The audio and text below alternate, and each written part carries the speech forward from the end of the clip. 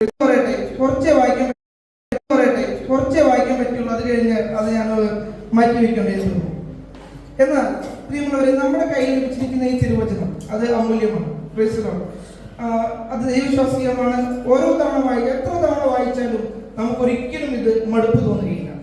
ഓരോ വാക്യത്തിനും ഒരുപാട് അർത്ഥങ്ങളുണ്ട്. ഇനി അതൊക്കെ മാറ്റി വെച്ചുകൊണ്ട് നമുക്ക് സ്വന്തം ചിന്തിക്കാം. ഇതുപോലെ ഒരു സാഹിത്യ സൃഷ്ടി ലോകത്തിൽ എവിടെയുമില്ല. പ്രത്യേകിച്ച് നമ്മുടെ കാവ്യപുസ്തകങ്ങളിൽ, അതിലും സങ്കീർത്തനങ്ങൾ വളരെ മനോഹരമാണ്. ഓരോ വാക്യങ്ങളിലും ഒരുപാട് അർത്ഥങ്ങളുണ്ട്. നമുക്ക് ഈ വാക്യത്തിലേക്ക് തന്നെ നോക്കാം. നോക്കൂ, ദുഷ്ടന്മാരുടെ സൗഖ്യം കണ്ടിട്ട് എനിക്ക് അഹങ്കാരികളുടെ അസൂയ തോന്നി. സിമ്പിളായി ചിന്തിക്കാം. യഥാർത്ഥത്തിൽ ദുഷ്ടന്മാരുടെ സൗഖ്യം കാണുമ്പോൾ നമുക്ക് ആരോടാണ് ശരിക്കും അസൂയ തോന്നേണ്ടത്? ദുഷ്ടന്മാരോടല്ലേ.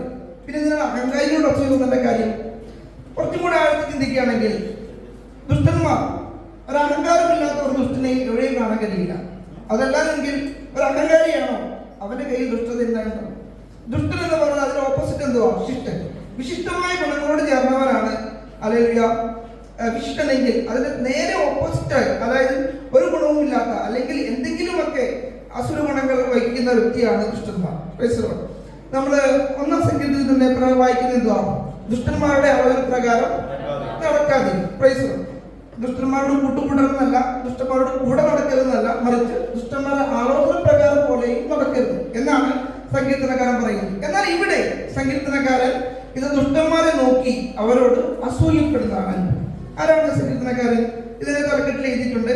ആസാഫിന്റെ ഒരു സങ്കീർത്തനമാണ്. ആരായിരുന്നു ആസാഫ്? നമുക്ക് വായിക്കാം. 1 ദിനവൃത്താന്തം 16-ാം അധ്യായം അതിന്റെ 4-5 വാക്യം.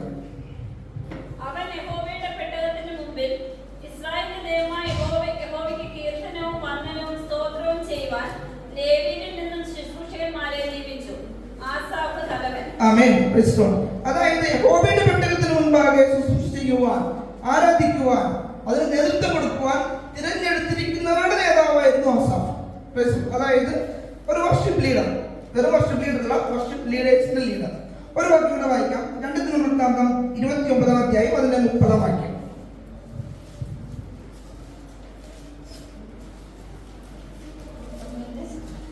2 ദിനവൃത്താന്തം 29.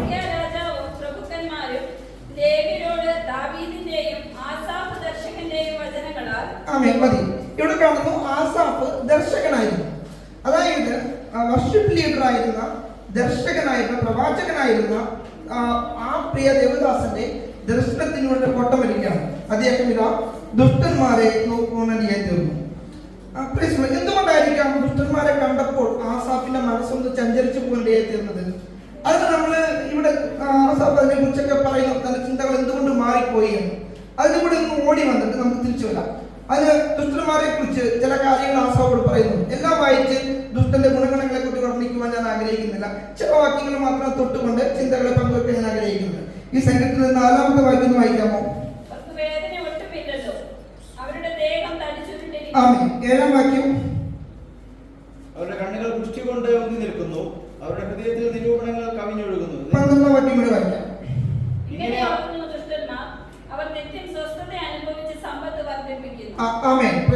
ഇത് ആസാഫ് ദുഷ്ടന്മാരെ നോക്കുമ്പോൾ, ദുഷ്ടജനത്തെ നോക്കുമ്പോൾ അവൻ കാണുന്നത് എന്താണ്?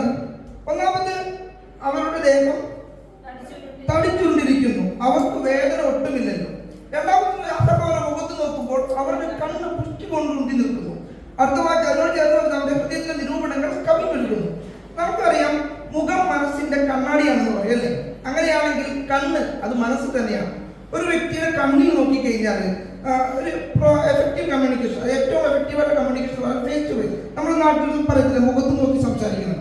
ഏതെങ്കിലും ഓരോ വ്യക്തിയുടെ കണ്ണിൽ നോക്കി സംസാരിക്കുമ്പോൾ നമുക്ക് ഏകദേശം അവൻ്റെ ഉള്ളറിയാൻ കഴിയും. അതുകൊണ്ടാണ് സങ്കീർത്തനങ്ങൾക്ക് ഞാൻ നേരത്തെ പറയാനേക്ക് ഒരുപാട് അർത്ഥങ്ങൾ വഹിക്കുന്നു. സങ്കീർത്തനക്കാർക്ക് നമ്മുടെ ഹൃദയത്തിൽ നിരൂപണങ്ങൾ കവിഞ്ഞൊഴുകുന്നു. അപ്പൊ എന്താണോ ദുഷ്ടനുള്ളിൽ നിരൂപിക്കുന്നത് അതാണ് കണ്ണുകളിൽ നോക്കി സങ്കീർത്തനക്കാരൻ വായിച്ചെടുക്കുകയാണ്. അതെല്ലാം സാധിക്കുന്നു. ദുഷ്ടൻ എന്തെല്ലാം വിചാരിക്കുന്നു അതെല്ലാം സാധിക്കുന്നു. അവന് വേദന ഒട്ടുമില്ല. അവന്റെ എന്തുവാണ് ദേഹം തടിച്ചുകൊണ്ടിരിക്കുന്നു. രോഗത്താലോ മറ്റു മനുഷ്യരെ പുറപ്പെടുവിക്കപ്പെടുന്നില്ല. അതിന്റെ 12-ാം വാക്യം ഇങ്ങനെയാകുന്ന ദുഷ്ടന്മാർ അവർ നിത്യം സമ്പത്ത് വർദ്ധിപ്പിക്കുന്നു. സാധാരണ നമുക്കറിയാം, സമ്പത്ത് വർദ്ധിക്കുന്നതോറും എന്താണ് ഉണ്ടാവുക?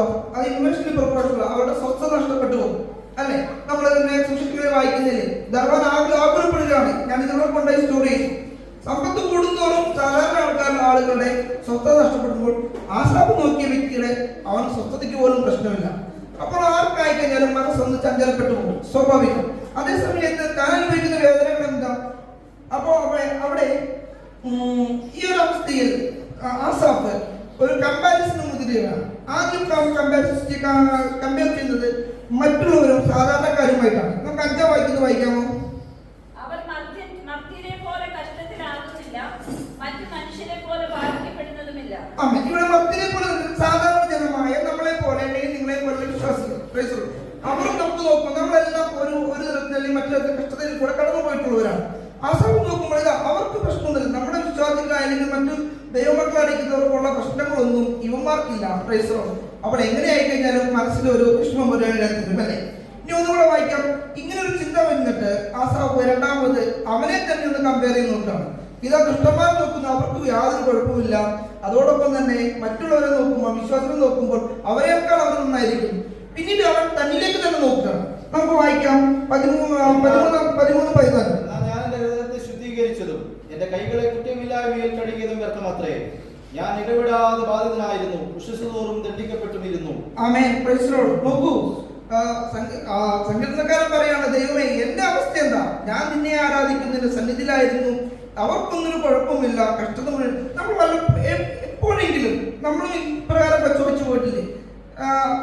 എന്താ പറയാ, എന്റെ യഥാർത്ഥത്തിൽ എന്റെ സാക്ഷി ഞാൻ നിങ്ങളോട് പറഞ്ഞിട്ടില്ല. സമാധാനമില്ലാത്ത കഷ്ടതയിൽ കൂടെയൊക്കെ കടന്നുപോയ അവസ്ഥകളുണ്ട്. ഒരിക്കൽ ഞാൻ സാക്ഷി നിങ്ങളോട് പറയും. ഒരിക്കൽ നമ്മൾ ചോദിച്ചു പോകും, കർത്താവ് എന്തുകൊണ്ട് എനിക്ക് അവർക്കില്ലെന്ന്. ഇവിടെ സങ്കീർത്തനക്കാരൻ പറയാണ്, ഞാൻ എങ്ങനെ നോക്കൂ, കുറ്റമില്ലായ്മയിൽ എന്റെ കൈകളെ കഴുകിയതും എന്റെ ഹൃദയത്തെ ശുദ്ധീകരിച്ചതും വ്യക്തമത്രേ. ഞാൻ ഇടപെടാത്ത കാലം വിശ്വസത്തോടും ദണ്ഡിക്കപ്പെടും. ഓരോ വെളുപ്പിനെയും നമുക്ക് അങ്ങനെ അനുഭവങ്ങളിലൂടെ നിങ്ങൾ പോയിട്ടുള്ളത് എനിക്കറിയാം. ഓരോ ദിവസവും രാവിലെ ഇന്ന് എങ്ങനെ മുന്നോട്ട് പോകും എന്ന് ചിന്തിക്കുന്നവരല്ലേ? ഇന്നത്തെ ദിവസം എങ്ങനെ ഞാൻ ഓവർകം ചെയ്യും, എന്തൊക്കെ ഞാൻ ചെയ്യും? ആ ഒരു അവസ്ഥയിൽ കൂടെ താൻ പോയപ്പോൾ താൻ ചിന്തിച്ചു പോയതാണ്. എന്നാൽ നമ്മളിവിടെ കാണുന്നത് പ്രൈസ് ലോർഡ് അങ്ങനെ ചിന്തിച്ച് കളയുകയല്ല, മറിച്ച് പ്രൈസ് ലോർഡ് ഒരു റീതിങ്കിങ്ങിന് സങ്കീർത്തനക്കാരൻ തയ്യാറാക്കുന്നു. അതിന്റെ സ്തോത്രം. അതിന്റെ 15-16 വാക്യങ്ങളൊന്ന് വായിക്കാമോ? ഞാൻ ഇങ്ങനെ സംസാരിപ്പാൻ വിചാരിച്ചെങ്കിൽ ഇതാ ഞാൻ നിന്റെ മക്കളുടെ തലമുറയോട് ദ്രോഹം ചെയ്യുമായിരുന്നു. ഞാൻ ഇത് ഗ്രഹിപ്പാൻ നിരൂപിച്ചപ്പോൾ എനിക്ക് പ്രയാസമായി തോന്നി. ആമേൻ, പ്രൈസ് ദി ലോർഡ്. അപ്പുറം ഒരു ചിന്തയിൽ കൂടെ സങ്കീർത്തനക്കാരൻ പിന്മാറി പോവുകയില്ല, ഒരുപാട് പിന്മാറി പോകുകയല്ല ചെയ്തത്, മറിച്ച് ആളുകളെ തന്നെത്താണെന്ന് ചിന്തിക്കുവാൻ ഇടയായി തീർന്നു. Price the Lord. നമ്മുടെ ജീവിതത്തിലും ആളുകളെ കഷ്ടതകളും പ്രയാസങ്ങളും വരുന്നുണ്ടെങ്കിൽ പ്രിയ ദൈവമക്കളെ, നാം ഒന്ന് വിചിന്തനം ചെയ്യാൻ തയ്യാറാക്കണം. എന്തുകൊണ്ട് വന്നു? നമ്മോളം അറിയുന്നത് കർത്താവ് മാത്രമേ ഉള്ളൂ. നമ്മുടെ ഹൃദയങ്ങളെ അറിയാൻ ആളുകളെ കർത്താവ് മാത്രമേ. അതിന് അപ്പുറം നമുക്ക് നമ്മെ അറിയാം, എവിടെയാണ് വീഴ്ച പറ്റിയത്. ഇപ്രകാരം പറയും, വീണു പോകുന്നത് തെറ്റല്ല, എന്നാൽ വീണെടുത്ത് തന്നെ കിടക്കുന്നത് അത് നമ്മുടെ കുഴപ്പമാണ്. തെറ്റുകൾ വരാം, ആ തെറ്റുകൾ തിരിച്ചറിഞ്ഞ് മടങ്ങി വരുവാൻ നാം തയ്യാറാവുന്നത് നമ്മുടെ ജീവിതത്തിൽ ഇതിന് കാരണമാകും. ഇതാ ആസാഫ് അവരുടെ രണ്ടാമത്തെ വാക്യം പറയും, എന്റെ കാലിൽ ഇടറി, എന്റെ കാലടികൾ ഏറെക്കുറെ വഴുതിപ്പ്. ആ അവസ്ഥയിൽ പ്രകാരം ചിന്തിച്ചെങ്കിൽ തിരിച്ചു ചിന്തിക്കുവാൻ പ്രിയപ്പെട്ടവർ തയ്യാറായി. നമ്മുടെ ജീവിതത്തിലും ഒരു തിരിഞ്ഞുള്ള ചിന്തകൾ ഉണ്ടെങ്കിൽ അത് നന്നായി മാറുവാൻ ഇടയായിത്തീരും. ഇപ്രകാരം ചിന്തിച്ചുകൊണ്ട് അവനെ ഇരിക്കുകയല്ല ചെയ്തത്, തിരിച്ച് ദൈവസന്നിധിയിൽ ആരാധനയ്ക്ക് നേതൃത്വം കൊടുത്തവൻ തിരികെ ദൈവസന്നിധിയിലേക്ക് ചെല്ലുവാനായി തീർന്നു. ഒടുവിൽ ഞാൻ ഹോബടി ആലയത്തിൽ ചെന്ന് അവരുടെ അന്തം എന്താകും എന്ന് ചിന്തിച്ചു. നിശ്ചയമായും നീ അവരെ വഴിവെളിപ്പിൽ നിർത്തുന്നു, അവരെ നാശത്തിലേക്ക് തള്ളിയിടുന്നു. നോക്കൂ, വഴിവെളിപ്പിൽ നിൽക്കുന്നവൻ എപ്പോ വേണമെങ്കിലും വീഴാം, അല്ലെ? എന്നാൽ അവരെ ഒരാളെ തള്ളിയാലോ വീഴ്ച സൂക്ഷിക്കാം, എപ്പോ വേണമെങ്കിലും വീണു പോകും. ഒരു കാര്യം ഓർത്തിരിക്കണം, നമ്മളൊരു വ്യക്തിയെ കണ്ട് വിലയിരുത്തുമ്പോൾ പുറമേ ഉള്ളത് അല്ലെങ്കിൽ ഏറ്റവും മുകളിൽ കാണുന്നത് മാത്രമല്ല, നമ്മൾ മുഴുവനായി നോക്കണം. ആസാഫിന് പിന്നീടാണ് ദർശനം വന്നത്. ഇതെല്ലാം ഉണ്ടെങ്കിലും അവൻ നിൽക്കുന്നത് വഴുവഴുപ്പിലാണ്. ആ വഴുവഴുപ്പിൽ എപ്പോ വേണമെങ്കിലും വീണു പോകാം.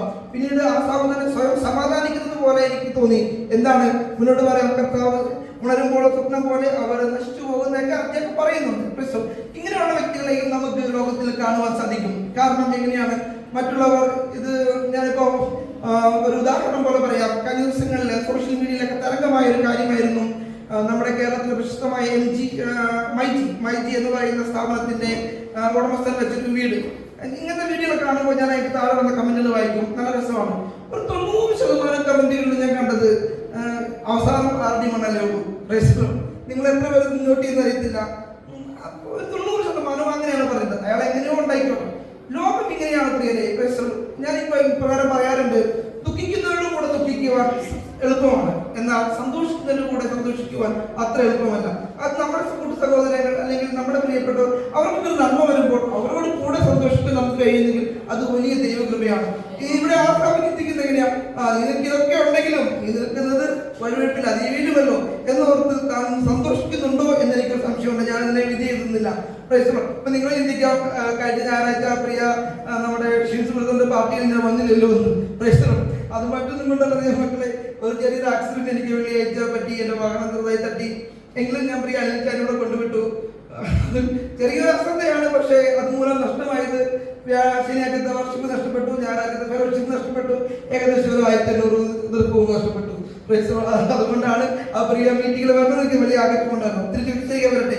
നമ്മുടെ ആറ്റിറ്റ്യൂഡുകൾ അല്ലെങ്കിൽ മറ്റുള്ളവരുടെ നന്മകളിൽ സന്തോഷിക്കാൻ നമുക്ക് കഴിയുമെങ്കിൽ അത് തീർച്ചയായും അനുഗ്രഹമായി മാറുകയായിരുന്നു. എന്നാൽ നോക്കൂ, ആസാഫ് ഇങ്ങനെ പിന്നെ നമുക്ക് പിന്നീട് വായിക്കാൻ കഴിയുന്നു. ഇങ്ങനെ എന്റെ ഹൃദയം വ്യസനിക്കുകയും എന്റെ അന്തരംഗത്തിൽ കുത്തുകൊള്ളുകയും ചെയ്തപ്പോൾ ഞാൻ പൊട്ടനും ഒന്നും അറിയാത്തവനുമായിരുന്നു, നിന്റെ മുമ്പിൽ മൃഗം പോലെ ആയിരുന്നു. ആമേൻ. Praise Lord. മറ്റുള്ളവരുടെ വീഴ്ചയിൽ സന്തോഷം കൊണ്ടാണോ എന്ന് എനിക്കറിയില്ല, ആ ഭാഗത്തേക്ക് ചിന്തിക്കുന്നില്ല. എങ്കിലും അദ്ദേഹം വീണ്ടും ചിന്തിക്കുകയോടെ തീർന്നു. പിന്നീട് ഹല്ലേലൂയ അവൻ നോക്കിയാണ് എന്റെ അവസ്ഥ എന്താണ് എന്ന് ഹല്ലേലൂയ ആസാഫ് ചിന്തിക്കുന്നുണ്ട്. Praise Lord. ദുഷ്ടൻ ഹല്ലേലൂയ അവന്റെ നന്മകളുണ്ട്, എല്ലാം ഉണ്ട്, എന്തിനും അവൻ നിൽക്കുന്നത് വഴിവെപ്പിലാണ്, അവൻ പോകുന്നത് നാശത്തിലേക്കാണ്. എന്നാൽ കഷ്ടതയും പ്രയാസമുള്ള എല്ലാം ഉള്ള ആസാഫിന് ഹല്ലേലൂയ എന്താണ് കർത്താവ് നൽകുന്നത്? അതിന്റെ 23-24 വാക്യങ്ങൾ. ഞാൻ എപ്പോഴും നിന്റെ അടുക്കൽ ഇരിക്കുന്നു, നീ എന്നെ വലം കൈക്ക് പിടിച്ചിരിക്കുന്നു, നിന്റെ ആലോചനയാൽ നീ എന്നെ നടത്തും, പിന്നത്തേതിൽ മഹത്വത്തിലേക്ക് എന്നെ കൈക്കൊള്ളും. ആമേൻ. Praise Lord. ഇതിൽ കൂടുതൽ എന്താ വേണ്ടത്? കഷ്ടതയിലും പ്രയാസമായിരിക്കുമ്പോൾ ഇവിടെ എഴുതിയിരിക്കുന്നു വെച്ചോ, എന്നിട്ടും ഞാൻ എപ്പോഴും നിന്റെ അടുക്കൽ ഇരിക്കുന്നു. നിന്റെ അടുക്കൽ ഇരിക്കുന്നു എന്ന് പറഞ്ഞാൽ നമ്മൾ ഇവിടെയല്ലേ, തിരിച്ച് നീ എന്റെ അടുക്കൽ ഇരിക്കുന്നു, അങ്ങനെ വേണം ചിന്തിക്കുവാൻ. Praise lord. നമ്മൾ ഭൂമിയിലല്ലേ, അപ്പൊ കർത്താവാണ് നമ്മുടെ അടുക്കൽ. എവിടെയാണ് കർത്താവ് ഇരിക്കുന്നത്? ഹല്ലേലൂയ. അതാണ് ശ്രദ്ധിക്കേണ്ടത്. കാരണം കർത്താവ് എന്റെ അടുത്തിരുന്ന് എന്റെ വലം കൈക്ക് പിടിച്ചിരിക്കുന്നു. അപ്പോൾ കർത്താവ് ഇരിക്കുന്നത് നമ്മുടെ വലതു ഭാഗത്തായിരിക്കും. നമ്മുടെ വലതു ഭാഗത്ത് ഒരാൾ ഇരുന്നു കൊണ്ട് നമ്മുടെ വലത് കൈക്ക് പിടിക്കണമെങ്കിൽ അവൻ പിടിക്കുന്നത് ഇടത് കൈ കൊണ്ടായിരിക്കും. എന്തിനു വേണ്ടി? ഈ ഭൂരിഭാഗം ആൾക്കാരും വലം കൈ അല്ലെ, വലതേ കൈയാണ് അവർക്ക് വശം. ചുരുക്കം ചിലർ മാത്രമുള്ളൂ ലെഫ്റ്റ് ഹാൻഡാണ്. അതായത് വലത് കൈ ഇടത് കൈ കൊണ്ട് കർത്താവ് നമ്മുടെ വലത് കൈ പിടിച്ചിട്ട് പറയാണ്, ഇനി നീ ഒന്നും ചെയ്യണ്ട, നിനക്ക് വേണ്ടി ഞാൻ ചെയ്തു കൊള്ളാം. ഇതിൽ കൂടുതൽ നമുക്ക് എന്താണ് വേണ്ടത്? നമ്മുടെ പ്രയാസങ്ങളുടെ കഷ്ടതകൾ എന്തോ ആയിക്കോട്ടെ, നമുക്ക് വേണ്ടി പ്രവർത്തിക്കുവാൻ നമ്മുടെ ദൈവമുണ്ട്. എവിടെയോ ഇരുന്നിട്ടല്ല, കർത്താവ് ഇരിക്കുന്നിടത്തേക്ക് നമുക്ക് നോമ്പ് വ്രതമെടുത്ത് അവിടെയും ഇവിടെയൊന്നും പോകേണ്ട കാര്യമില്ല. നാം എവിടെ മുട്ടുമുടക്കുന്നു അവിടെ നമ്മുടെ ചായ വന്നിരുന്ന് നമുക്ക് വേണ്ടി പ്രവർത്തിക്കുന്ന ഒരു ദൈവമാണ്. എത്ര മനോഹരമായതല്ലേ.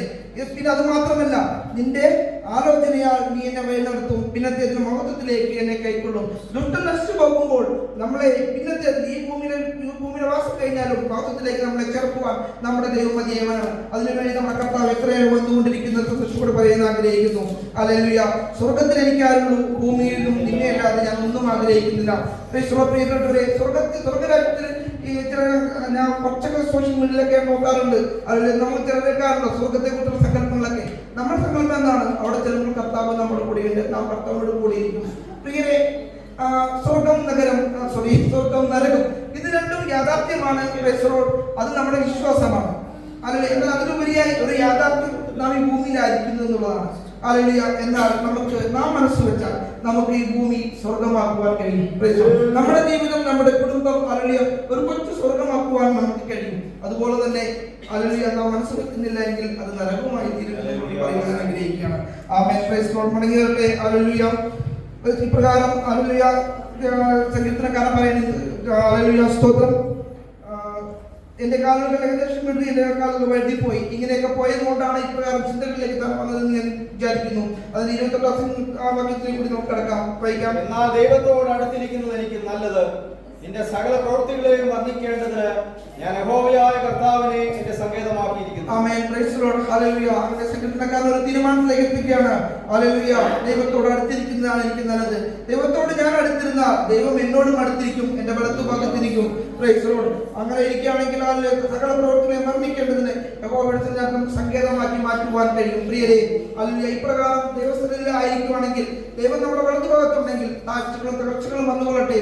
ഹല്ലേലൂയ. നമ്മെ നോക്കി മറ്റുള്ള പറയുന്ന വാക്യമാണ് അത് 1-ാമത്തെ വാക്യം. ദൈവം ഇസ്രായേലിന് ആമേൻ. Praise the Lord. എനിക്ക് വേണ്ടപ്പെട്ട ദൈവദാസൻ പ്രകാരം പറയാറുണ്ട്, എനിക്ക് കർത്താവേ എനിക്ക് വേണ്ടി അത്ഭുതം പ്രവർത്തിക്കണമേ എന്നുള്ള പ്രാർത്ഥനയല്ല, പകരം കർത്താവെ എന്നെ ഒരു അത്ഭുതമാക്കി മാറ്റണമേ എന്നുള്ള പ്രാർത്ഥനയെ നമുക്ക് കാണാം. അങ്ങനെയാണെങ്കിൽ നമ്മളെ കാണുന്ന ഒരു പ്രകാരം പറയും, ദൈവം അവനൊരു ഇസ്രായേലായതുകൊണ്ട് അവന് ദൈവം നല്ലവനായിരിക്കുന്നു. ഒരു ഇസ്രായേലിൻ്റെതായ ജീവിതം നയിക്കാൻ നാം തയ്യാറാവുകയാണെങ്കിൽ തീർച്ചയായും ഹല്ലേലൂയ ഈ നല്ല ദൈവം നമുക്കും നല്ലവനായി മാറുകയും ദൈവജനങ്ങളാൽ ഹല്ലേലൂയ ദൈവം നമ്മെ അനുഗ്രഹിക്കുമാറാകട്ടെ. സമയം അനുവദിച്ച ദേവദാസനോട് നന്ദി അറിയിക്കുന്നു. അതോടൊപ്പം പ്രാർത്ഥന വിഷയം പറയാൻ ആഗ്രഹിക്കുന്നു. എൻ്റെ മാതാവമ്മച്ചി ഹോസ്പിറ്റലിലാണ്, കഫക്കെട്ടാൽ ബാധപ്പെട്ട് ആയിരിക്കുന്നു. സ്റ്റിറോയിഡൊക്കെ എടുക്കുന്നുണ്ട്. അതിന്റെ ഫലമായി ഷുഗറൊക്കെ ഷൂട്ടപ്പ് ചെയ്തിരിക്കുന്നു. ദേവദാസനെയും ദേവസ്വടെയും പ്രാർത്ഥന ചോദിച്ചുകൊണ്ട് ദേവസ്വം